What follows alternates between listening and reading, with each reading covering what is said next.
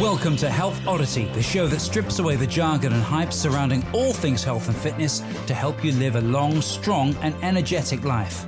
Lining up at the bar this week, here's Peter Lant, Paul Bassett and James St. Pierre.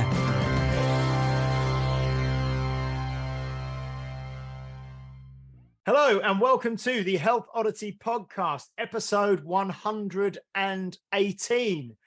You have the pleasure today of the company, well, it's a dubious pleasure, the pleasure of the company of the three usual hosts of Health Oddity. We are taking a breather episode, a kind of a consolidation episode to catch up with ourselves and with the recent guests that we've had on and just have some discussions really around what's been going on with us, what we've taken from the recent guests, what's going on with training, what's going on with life in the gym and with our businesses and what we're working on ourselves. Recently, I'll just before we introduce each other, the recent podcast since our last breather episode, we've had Donna Moore on, we've had Megan Calloway, we've had Adam Meekins, and we've had Vicky Causa.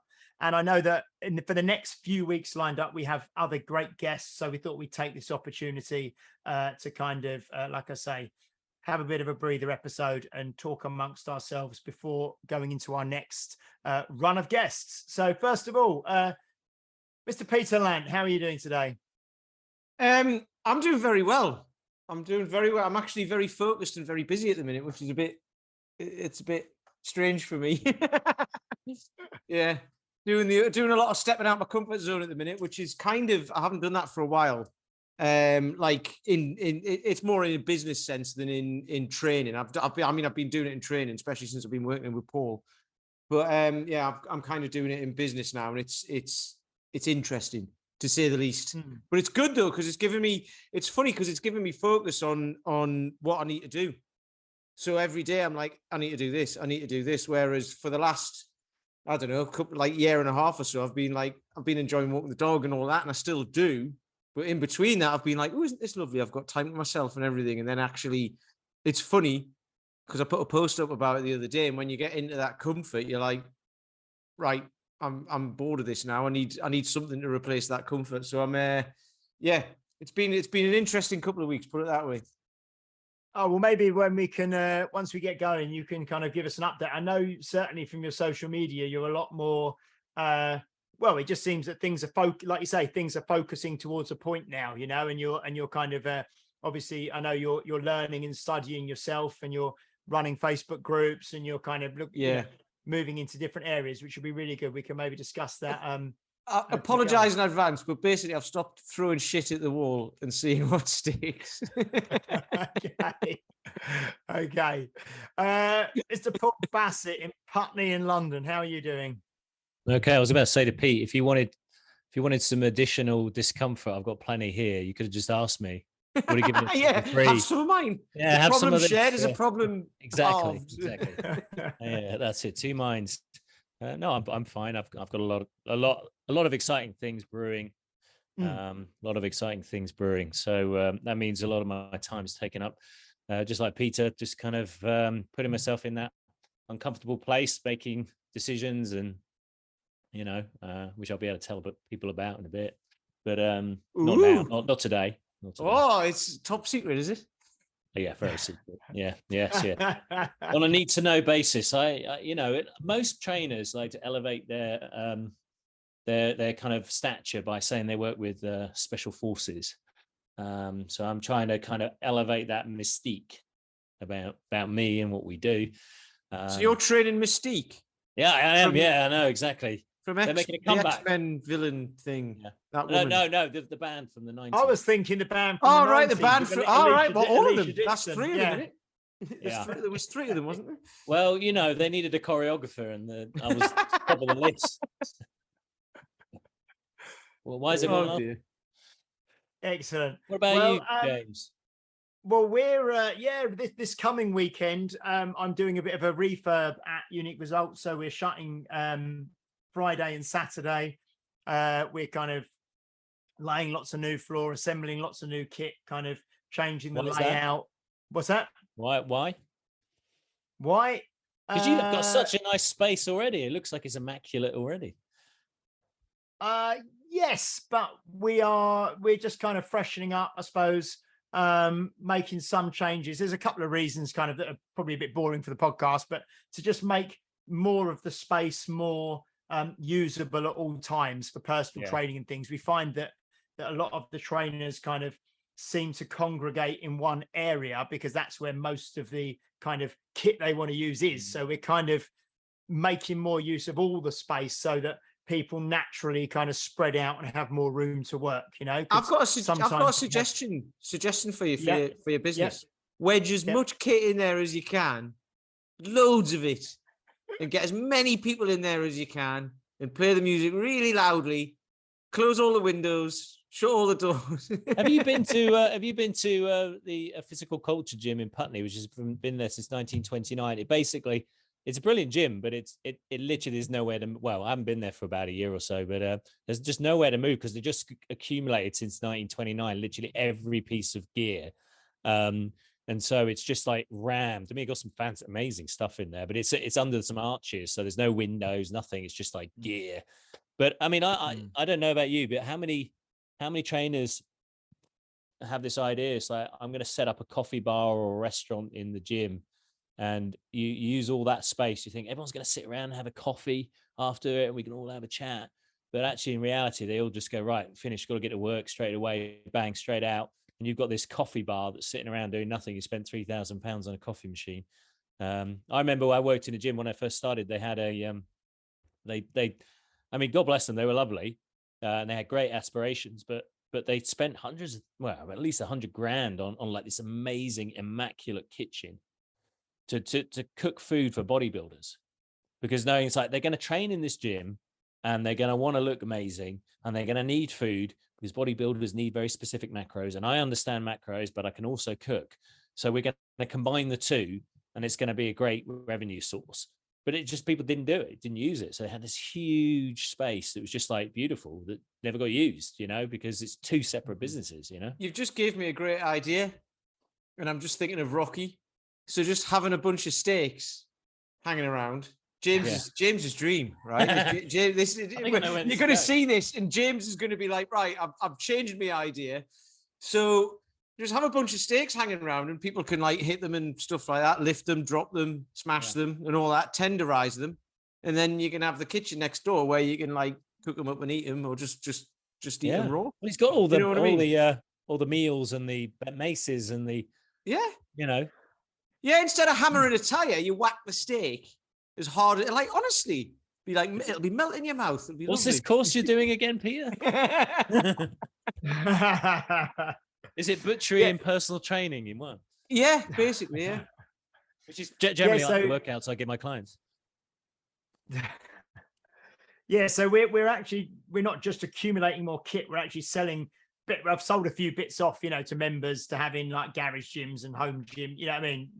People have got setups at home and things. So we're actually probably going to end up with more space, more kind of flowable space and usable space, you know, but the racks and things and kettlebells are going to be more spread out. So that's going to be good. And I need to make room for my mold wine urn as well, which is going to come out in a couple of weeks. I've had another, and honestly, I'm full of ideas today. I've had a great idea as well. Feng Shui for gyms. Because you get it for you get like designers for houses and that, right? Get it for gyms. You know, the perfect. I suppose that's what like Dragon's Den it. Yeah. Honestly, I'm trying to sell a half rack. I'll tell you. And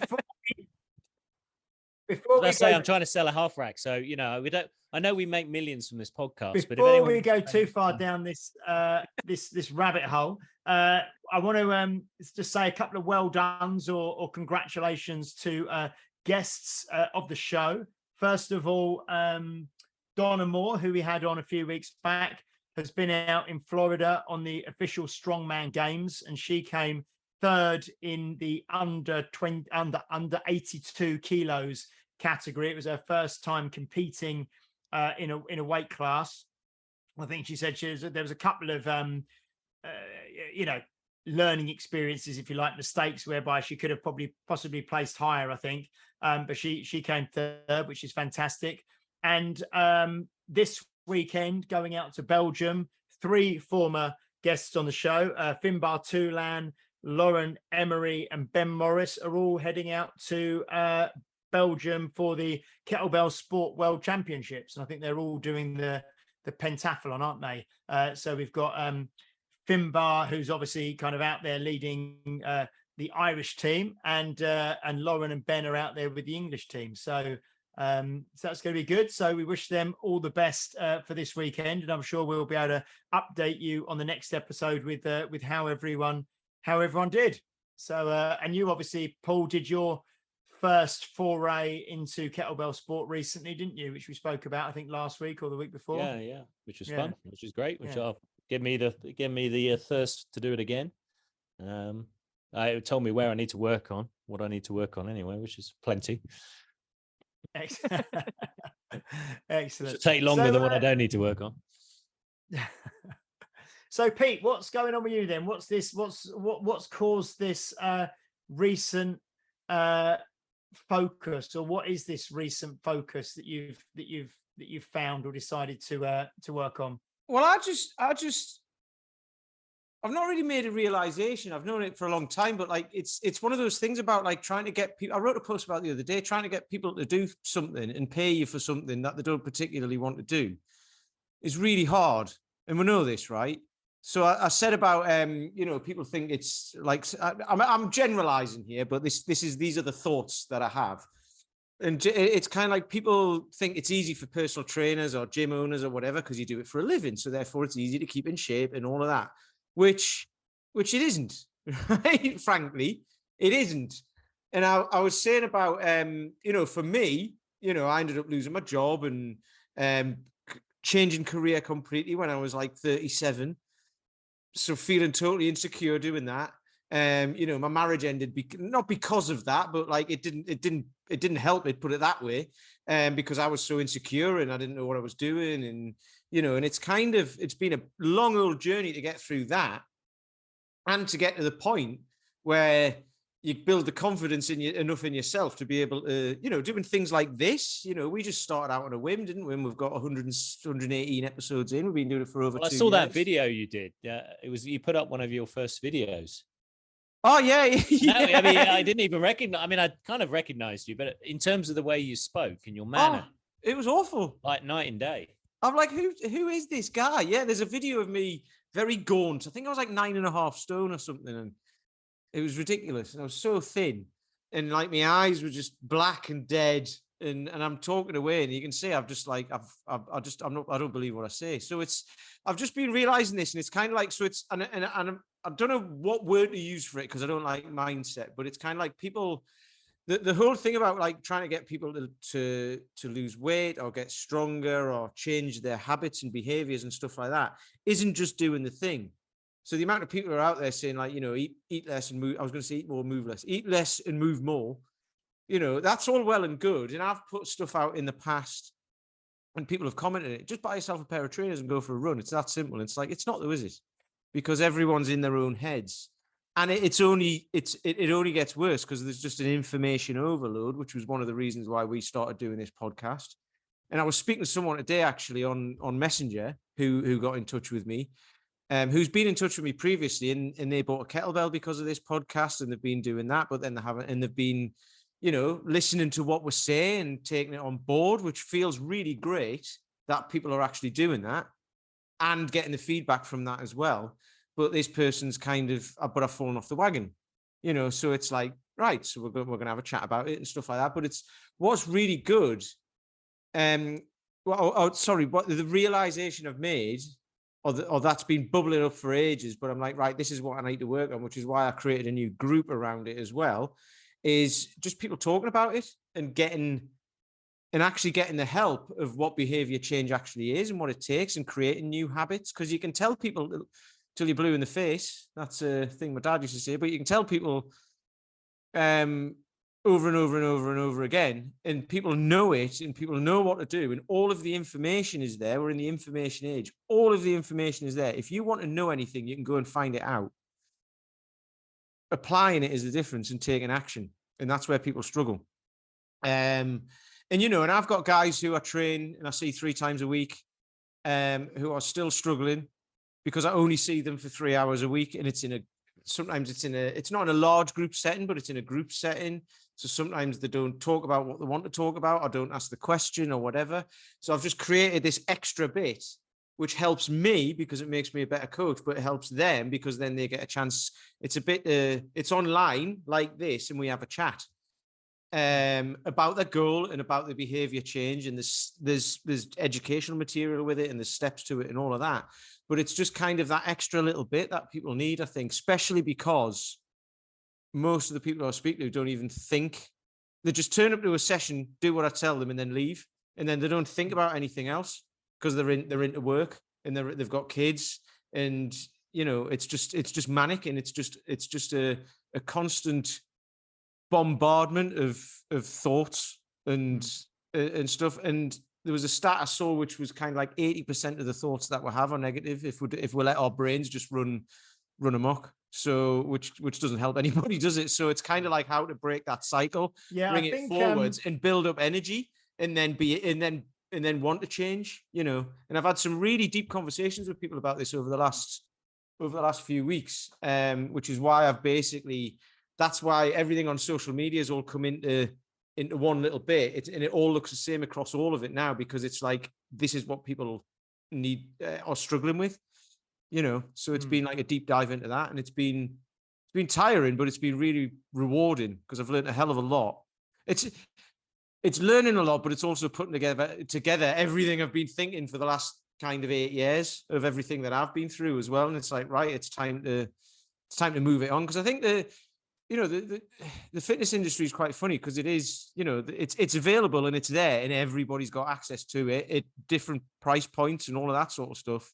But we're still having problems with obesity and diabetes, and the people who we've had on have talked about it. And then, we were talking about earlier about menopause for ladies, obviously, and stuff like that. And we'll have a guy on talking about testosterone, hopefully, at some point, who I'm in touch with at the moment, because, there's low testosterone in men these days, but I think which is a big problem. So just lots of all this other stuff that people don't really understand, and even if you look up the information on it, you're not going to understand it, you know what I mean? Or you if you want to, you've got to put a lot of time into it. So it's actually having someone to guide you through it. The big question though is often as a trainer, because you can have 2 people who do the same thing, and one person comes out of that with a great sense of optimism and achievement, and then another person's gone through exactly the same training program, exactly the same coaching classes and the same approach, and they have and they get something completely different, which is the opposite, which is it reinforces how hard things are and everything. And I remember listening to, I'm trying to remember where I heard it, the distinction between discomfort and suffering. Yeah. Because we all know changes. I mean, you said it right at the beginning, Peter. I'm pushing myself out of my comfort zone. So that change happens when you become uncomfortable. Absolutely. And it has to, and everyone knows that. It's uncomfortable to put yourself in a situation to learn a new language, go to a different country and try and talk to the locals and realize you sound like an idiot. But you learn from it and you become better and more fluent, and eventually become fluent in the language. So we know that discomfort is part of the process of change. However, some people seem to experience discomfort as suffering. I'm trying to remember where I heard this from, so I don't want to misquote. So someone's going, yeah, I know what you're talking about, Paul. But what they're doing is they're linking something else to that discomfort. The output is now suffering. I think if I remember rightly, it was that person's adding resistance to discomfort, adding anxiety, bringing part of a narrative to that discomfort, which is then like a combination, like 2 chemicals meeting, creating something carcinogenic, as opposed to something that's just discomfort and just struggle. And so they come out of it interpreting like we get on the A12 quite a lot. Some person will come out going like, my body's changing, I'm going everywhere, this is brilliant, this is tough, but I'm loving it. And someone else will just come in and just tell you everything that is wrong about it. And so I think, and it's just because there's a narrative mixed in with that has turned that discomfort into something carcinogenic. And I think it's difficult as trainers knowing who's going to be that person, and if we can nip it at the bud straight away, or if there's a way of dispelling that sense of suffering before it becomes worse, and then they end up leaving saying it didn't work for me, and then it just becomes another catalogue of reasons why they didn't see change. That is precisely why I'm doing this. Because there are some people who'll come in, start exercise, and then they'll go on with it, and it'll be fine, it'll be great, and they'll love it. Or they'll grow to love it, like you've just said, and they'll feel a change, and they're like, do you know what, this feels great, I'm going to keep doing this.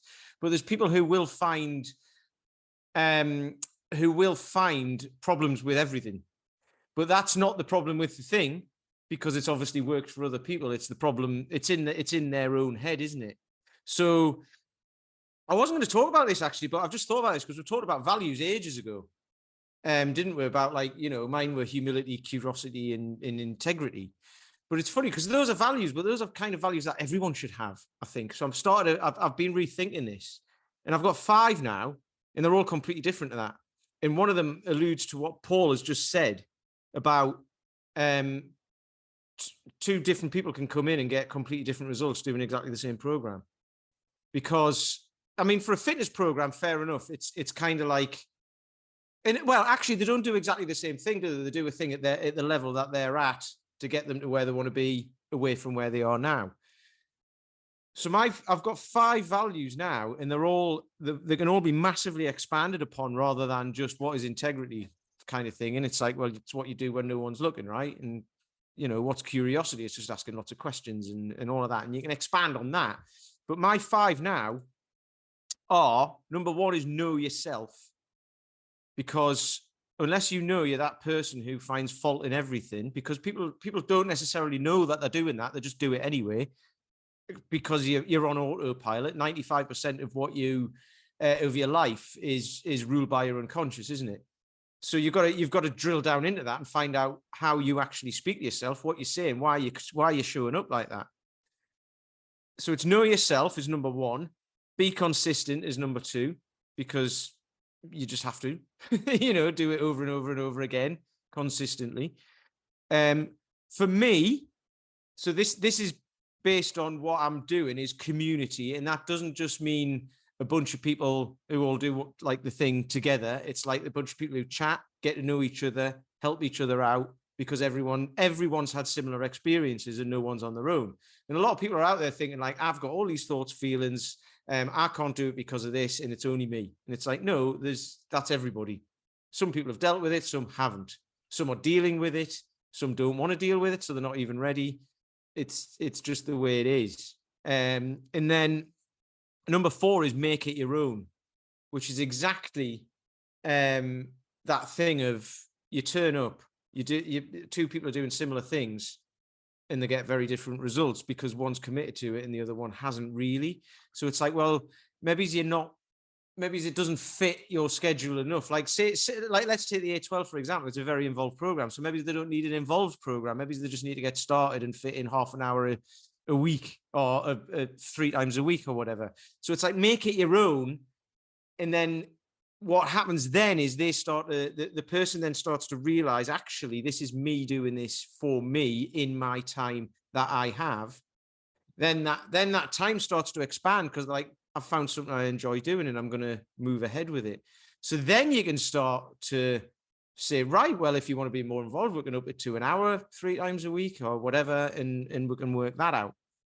So that's what I do on the kind of mindset side of it as well. There's a system to use, but it's like, I'm not telling you how to use it, because I've had a couple of guys on it who say, oh, well, I've done something similar before, and it was like, oh, you've got to write this, you've got to journal it at night, and then you've got to do this thing when you first get up in the morning, but I've got to take the kids to school and I haven't got time to do it then, or at night I'm too tired. And I'm like, doesn't matter. You fit it into your life and do it whenever you like. Make it your own, because one system does not fit everybody. But what you can't make a decision that it's not going to work straight away. You can't just say, so have you decided that this isn't going to work? Well, yeah, exactly. No, you know?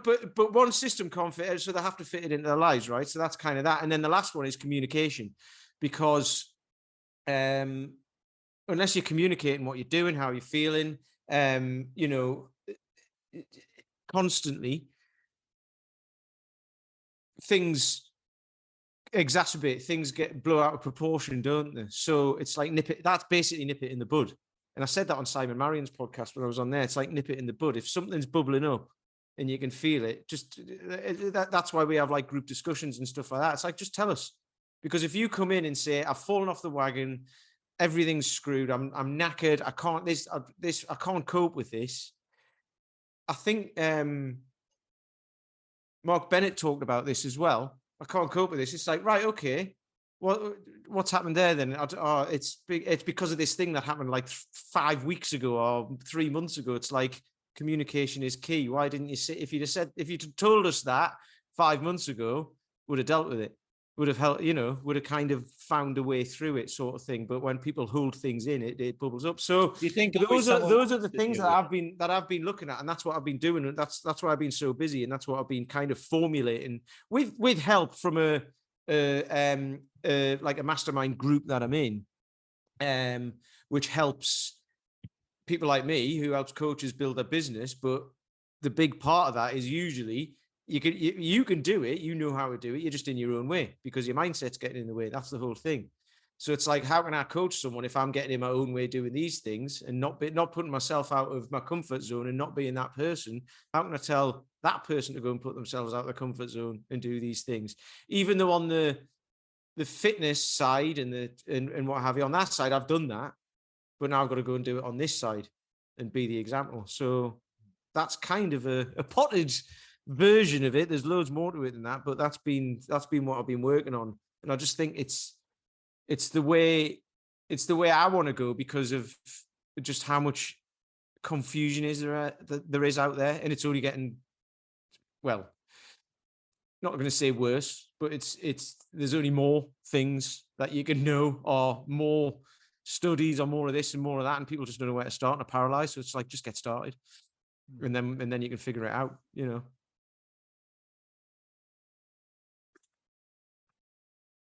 Anyway, see you later. Anyway, that was episode 118. We'll see you next Sorry, you asked. I think me and Paul were just sat there wondering who was going to say something. That's all. It wasn't like we weren't. I was waiting for the BBC automatic thing to kick in. You are listening to BBC Two. Yeah, we weren't shell shocked. We were just both sitting here, and I was looking at Paul, thinking, "Are you going to say something, or am I going to say something?" That's all. There you mate. No, it's just. No, I think on the side of this. So say now, like say Paul's talked to us about how your consultant. A consultancy process. Yes, I suppose your initial consultation, and you want to get a commitment out of the person because your program is very involved and it costs a lot of money and all that, which is fine. But sometimes you get that commitment, and you've said it yourself, haven't you? You get that commitment, but then halfway through they're like, well, actually, I didn't know it was going to be like this, or so they've kind of Well, I've changed my language recently with those things. Yeah. Because actually now I'm trying to put people off. Well, yeah. Is it working? Yeah, I'm brilliant at it. Basically, turn up and smile, and they walk out the door. You see It's that working room? a bit You too see well. that room he's in? That room he's in right now. That's his new flat. And but that is it. Work with my wife and kids as well. It's amazing. No, it's because there's more reasons why they shouldn't work with me. Really. There's loads of reasons, because they're going to come up with those excuses anyway. Yeah. So it's like, okay, well, why do you think that I can help you, and why should I help you? Is essentially because whatever program, I mean, typically you'll sit down with someone, and it will essentially what you're trying to sell is actually a solution to the problem, and from your years of experience, if someone does what you say, then they've got a fantastic chance of not only achieving their goals, but potentially exceeding them. Now, there are chances where your techniques don't quite click with someone, of course, that happens, but you have great belief. You built a business. The business exists already. So the question then becomes is, why should I work with you? Because there's a reason why you could do this program on your own. Why don't you just train yourself? Because it's going to be cheaper. Why don't you just have your friends as accountability partners? Why don't you just go on YouTube? Why don't you just get a nutrition program off Google?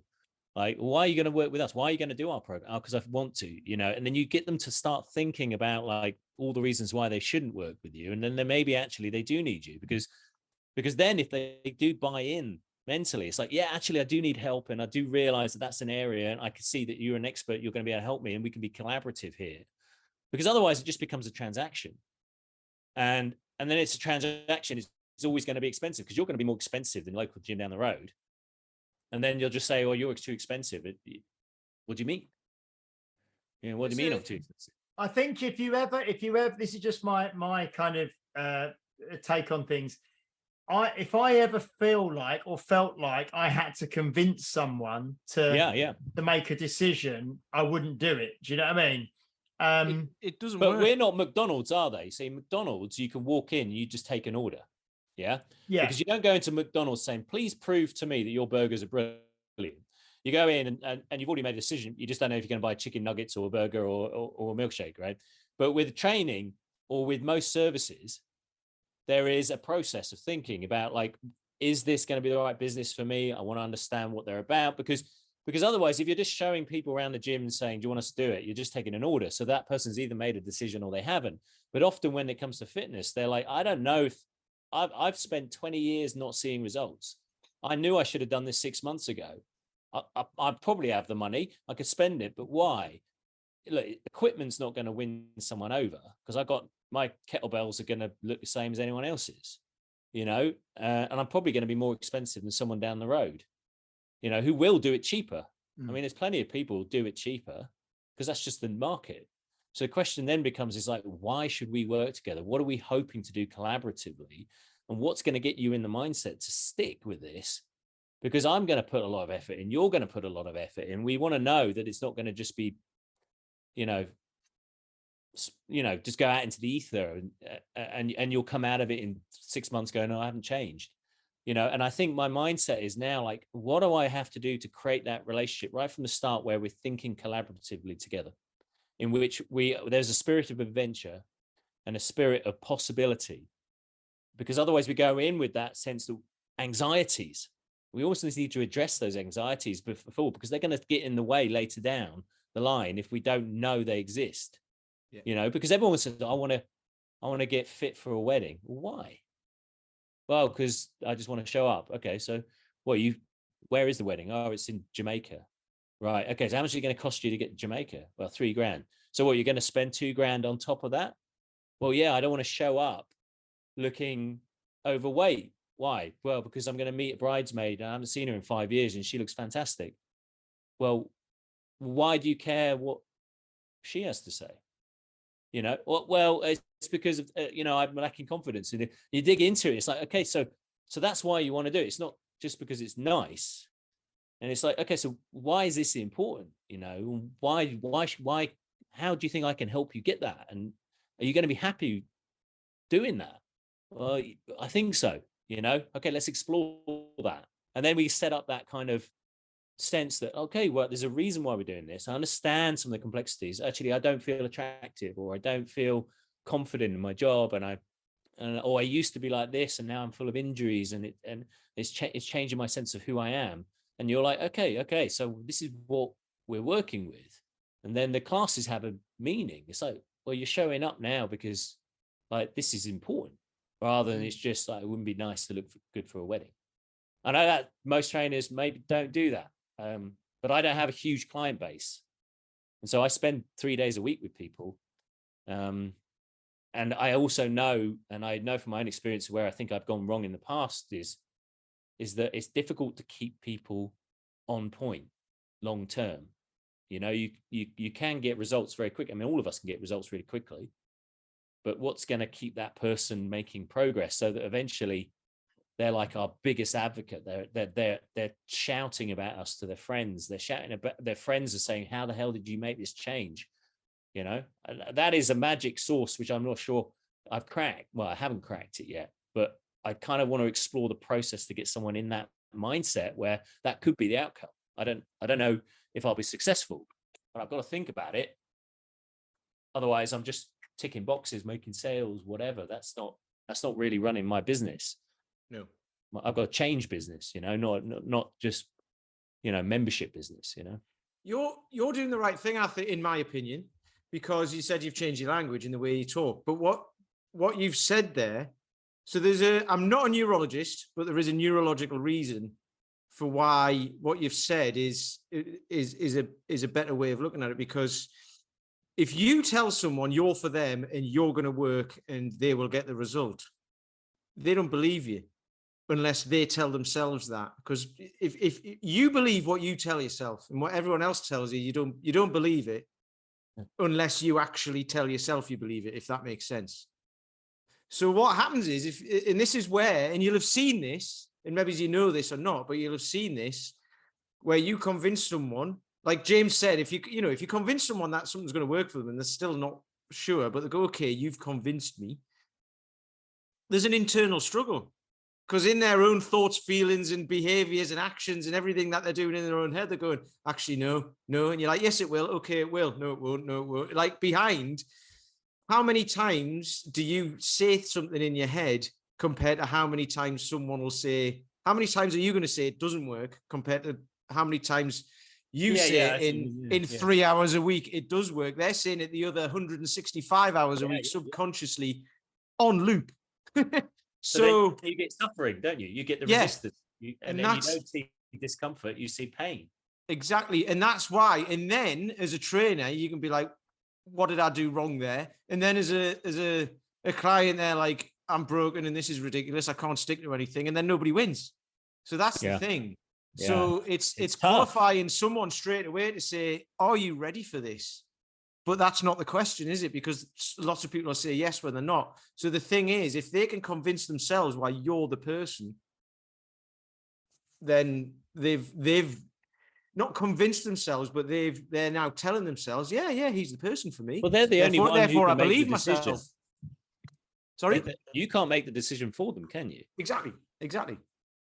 So in your neurology, if you actually truly believe something and tell yourself you can do it, then you're gonna do it, because you're gonna start showing up. You're gonna say, right, I believe that, so now what do I need to do? I need to go and see Paul however many times a week on these times. So therefore, I'm gonna get out of bed at that time. I'll set my alarm. I'll get out of bed at that time. I won't use snooze anymore. And then it'll all be done. And then I'm at work by 8 o'clock or whatever. And I'm going to make sure I do that for the next 12 weeks at least. And then you've even more chance then afterwards of like, right, what's next? So it's really that's what I've been kind of delving into, and it's really interesting. The key is that was after speaking to Mark. I mean, I didn't do this because of speaking to Mark Bennett, but just the way Mark Bennett was talking about language and how we use it and decision making. If you say, I'll do a lot of things now when I've talked to someone and I'll say, right, tell me back what I've just said. And they might say something completely different to what I meant. And I'm like, right, okay. Which might be okay, because it might be what they think or what they want to hear in their own heads, which will spur them on or whatever. But if it's not, it's like, right, okay, there's a even though we've communicated, there's still a mismatch there. So let's keep talking until we're, I was going to say on the same page, until we're until we're at some sort of agreement. You know, you know where you can help them, because you can't add value everywhere, can you? You can't. Exactly. I'm not a physio. I'm not a psychologist. I'm not I'm not a dietitian. I'm not a doctor. I'm a personal trainer. You know, I've got a remit, but I know how people can succeed in my narrow tunnel of expertise. You know, and I know what it takes. You know, but James, you've been very quiet. No, I have. I was just thinking I've been very quiet, but I've just been listening. I've just been listening, and I kind of think the way that I do things now, and I just been thinking, it's kind of like the way you build a relationship is the way you build any relationship. If you think about a friendship or a romantic relationship or anything, you don't often try and get like a big commitment on the first date. You know what I mean? You don't often try and get like when you go on say you go for a coffee with someone, you're just going for a coffee. Where I went wrong. And then you, what's that? That's where I went wrong with my early years. You know, you might go for a coffee with someone. And the way that I kind of work with people now is that I don't try and get a big commitment up front with someone. I kind of try and open the door to, you know, almost like a coffee to begin with, and then actually get to know them over a period of time. And then the relationship kind of happens or doesn't happen kind of fairly organically, you know. And but devil's advocate, yeah, Do you like your dentist? Yeah, I do. Do I've you never had like a your problem with lawyer? them. Do you like your surgeon? Do you have to like them to know they can do the job? You don't. No, You no, have to no. I'm not trust in their talking about no, profession. but I'm not talking about liking someone in terms of a like a relationship, in terms of a friendship. I'm talking about that. I suppose you grow to. I think you do have to. I think no, for me, I do. If I'm engaging in personal services with someone, be it an accountant, be it a dentist, be it I don't know, a printer, a web designer, whatever. I do actually want to like them and have some kind of relationship there with them. And um But do you think and that that's being nice is reflects on their ability to do the job? not necessarily, but there's a million accountants out there that can all probably do the same job, you know. So but I think I want to have a someone that I get on with. But the purpose behind what I was saying initially was that I think, rather than trying to get a big commitment from someone up front, whether that be, you know, financially or just a commitment of time and a commitment of working together, I now am far more relaxed in terms of letting that unfold as it goes, before trying to kind of force the relationship. I don't know. That's kind of just what I feel. But do you think everyone's done their due diligence before they meet you? Because sometimes it's like people just, you know, it's a big step to make a commitment into their health, and sometimes they don't know how to make that step. I mean, part of, I feel, my job, and this is just the way I run my business, is that to guide them through a difficult decision making, because I know that many of those people have spent 2 years having not made a decision. And what Mark Bennett was talking about is almost like the practice of decision making is the key to progress. Because when you look at anyone successful, it's how they handle decision making under pressure, because it can go left or right and difficult, or up or down, or whatever it is. And they don't always make good decisions, but they are good at making decisions. And then more often than not, they'll end up making better decisions. And most people in their health, they've just never been guided into the process of making decisions about their health. So they're like, oh, do I do a program? Do I do this? And I kind of feel like, okay, look, there's a bit of pressure here. Here's how I'm going to help making this decision easier for you. And I'm going to be reflective and ask you questions, and I'm going to lay out how we do things, and I'll have expectations from you, and you can let me know whether or not you can live up to those expectations. And if you can, then great, we've got something to work with. So I don't surprise them with anything, but I want them to understand that they need to make the decision. And ideally, you know, if I'm going to give up an hour of my time, or 40 minutes or 30 minutes in a consultation, then I kind of, a yes or a no is cool, because then we know where we stand, you know? Yeah, I mean, I suppose I just, whether it's right or wrong, or I personally don't recognize a lot of the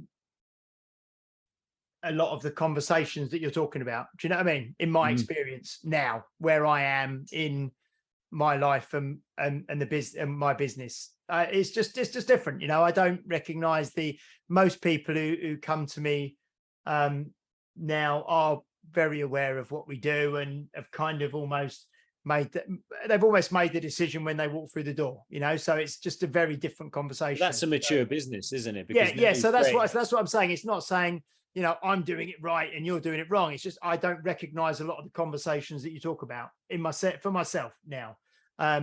So yeah, that's well, if you grow to a certain point, then you've created a persona and a marketing angle that people have then done their research, and they've probably gone, okay, yeah, actually I like the way that, you know, James speaks on social media. I can see the results his clients are getting. I know XYZ from his gym, and they're doing really well, and they've reassured me. And then they just come in and say, look, as long as he turn up and they're not, and you know, and he doesn't put me off, then it's just like, okay, and I've got the budget, you know, then they make the decision. And I think that's ideally where I'd like to get to, you know, where you're just actually, people are pre-qualifying themselves before they even turn up, you know? Yeah. And then just the other thing I was going to say, just to know, we're kind of we're timing out in a minute. was what Pete was talking about. I think one of the biggest things as well is that it's a cliche and lots of people say it, but every coach needs a coach, and if you're selling coaching and stuff to others, then you kind of owe it to yourself, if you see the true value in it, to engage in that yourself. And how Pete is now engaged in this programming, in this coaching. And I had an afternoon with Chet yesterday, former guest of the show, working on stuff for myself. So I just think I really do invest in and believe in the process of coaching. And I think that's very powerful, that I think all of us, engage in that and invest in that ourselves as well, which I think is really important. Damn right. Damn right. Damn right.